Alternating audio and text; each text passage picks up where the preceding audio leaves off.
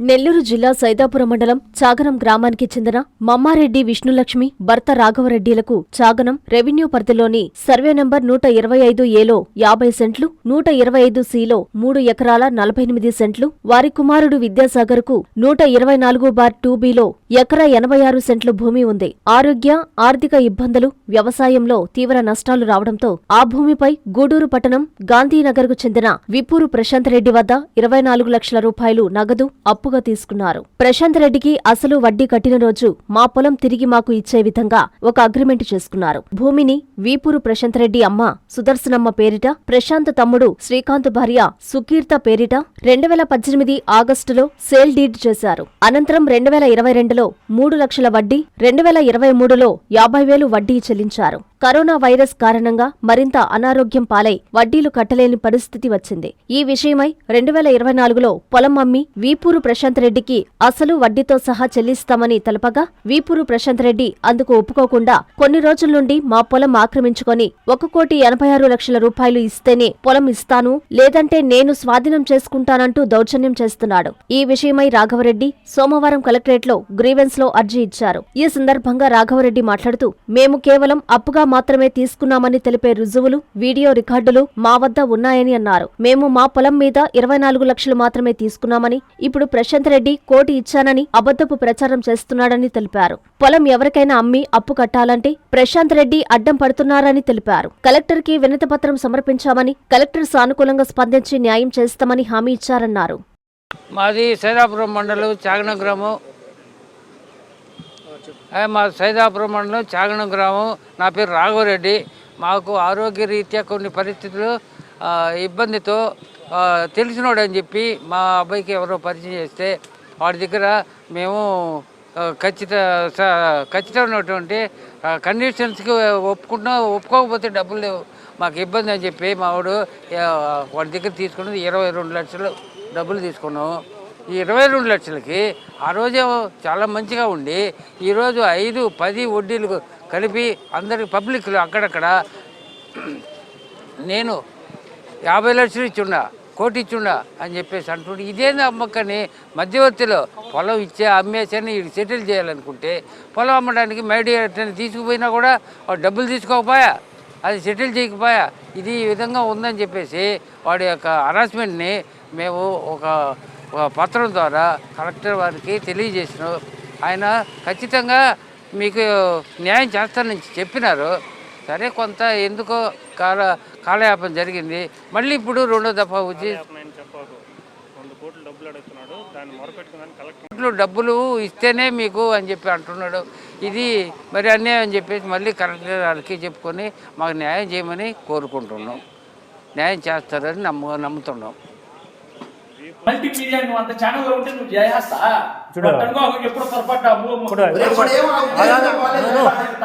పెట్టుకో. నువ్వు అనుకుంటున్నావు నేను బేసరికే ఒమ్మకన్నంత ఆగితే చెప్తాను.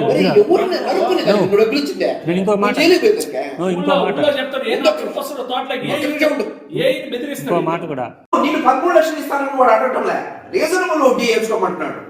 ఒక వయామి నష్టపోయినాడు. వాడు ఏమన్నా 10 రూపాయలు సంపాదించుకొని వాడి ఇష్ట ప్రకారం వాడు దాచిపెట్టుకుని దాన్ని ఉంటుంటే అన్న వాడి దగ్గర వాళ్ళ దగ్గర ఉండలేనా ఒక 20 ఎకరాలు గురిపెట్టుకున్నాడు దీంట్లో అనేది నష్టపోయాడు. కాబట్టి వయా మీడియాగా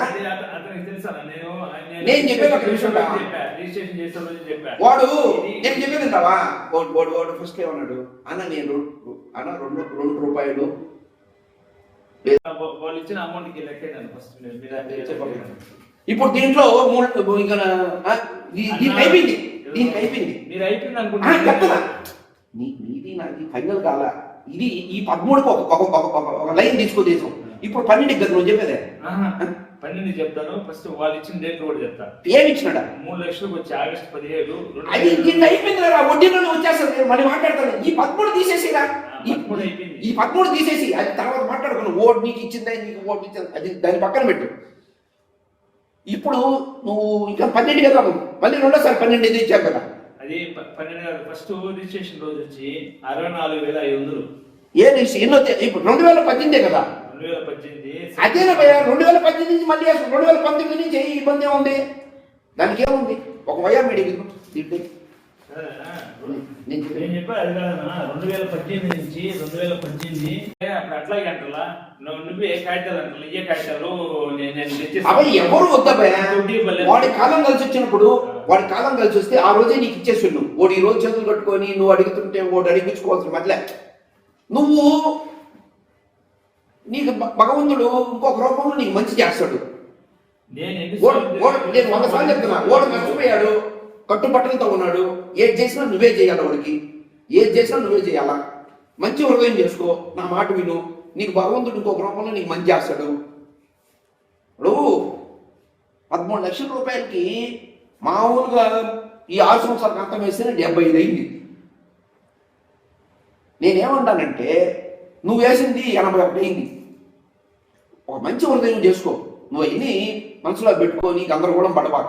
ఇది కూడా ఏంటన్నా అది పక్కకుంది కదా, ఇప్పుడు వాళ్ళ దానికి అది కూడా ఇంట్రెస్ట్ అయింది, అది కూడా అది 2 బిట్లు కూడా అదే చేస్తాం. 2 బిట్లు ఇది ఒకదానికి దీనికి నేను 50 వేస్తున్నా ఫైనల్. నువ్వు ఏ వేసుకో, కానీ 20 వేసుకోనా పర్లేదా? 13 వేసి ఎందుకు 13 వేసి పర్లేదనా? ఆడే అంటలా నేనా వాళ్ళకి రాకపోతే పోయింది ఒకటి కట్టేసుకుని ఇన్సూరెన్స్ క్లెయిమ్ అవుతుందని చెప్పి చేస్తా ఓకేనా? 50 నేను 13 లక్షలు ఇస్తానని వాడు అడగటంలే, రీజనబుల్ వడ్డీ వేసుకోమంటున్నాడు. ఒక వయామి నష్టపోయినాడు, వాడు ఏమైనా 10 రూపాయలు సంపాదించుకొని వాడి ఇష్ట ప్రకారం వాడు దాచిపెట్టుకుని దానికి ఉంటుంటే అన్న వాడి దగ్గర 10 దగ్గర ఉండలేనా, ఒక 20 ఎకరాలు గురి పెట్టుకున్నాడు దీంట్లో అనేది నష్టపోయాడు. కాబట్టి వయా మీడియాగా నేను చెప్పేది ఒక నిమిషం, వాడు నేను చెప్పేది వింటావా? వాడు ఫస్ట్ ఏమన్నాడు, అన్న నేను అన్న 2 రూపాయలు మీరు 8 సంవత్సరాలకి అంటున్నారు, 2024కి నేను చెప్తా ఉన్నా. సరే కానీ మాట్లాడదాము. 2024-22 ఏందనేది ముందు ఈ రోజు నీకు లెక్కేసుకున్నాం. నువ్వు మళ్ళీ 3 లక్షల రూపాయలు నువ్వు ఇచ్చున్నావు కదా, అవి తీసేయాలి కదా. నీకు 13 లక్షలు, నేను చెప్పేది నీకు 13 లక్షలు నువ్వు ఇచ్చావు, నువ్వు దాన్ని ఆ రోజు నుంచి వడ్డీ అబ్బాయా నారాయణ హాస్పిటల్స్ ఆన్ వీల్స్ మీ ఇంటి వద్దే తక్షణ వైద్య సేవలు మరియు నిపుణుల చికిత్స. మా సేవలు specialist consultations, general medicine, general surgery, orthopaedics, dental, ophthalmology వంటి విభాగాల నిపుణుల వైద్య సలహాలు, ఎక్స్రే, ఈసీజీ, లాబొరేటరీ పరీక్షలు, రక్త పరీక్షలు, షుగర్, కొలెస్ట్రాల్, కిడ్నీ మరియు లివర్ ఫంక్షన్ టెస్టులు, కంటి చూపు పరీక్షలు, పంటి ఆరోగ్య పరీక్షలు, preventive health checks, diabetes, BP, గుండె, కిడ్నీ, లివర్ వంటి సమస్యలను ముందుగా గుర్తించేందుకు పరీక్షలు, అత్యవసర చికిత్సా సహాయం, ఆక్సిజన్, అత్యవసర మందులు. మా ప్రత్యేకతలు 25 ఏళ్ల నమ్మకమైన వైద్య సేవలు, అన్ని వైద్య సౌకర్యాలతో కూడిన ఆధునిక మొబైల్ హాస్పిటల్. మీ ఆరోగ్యం మా బాధ్యత. నారాయణ హాస్పిటల్స్ ఎప్పుడూ మీకు అండగా.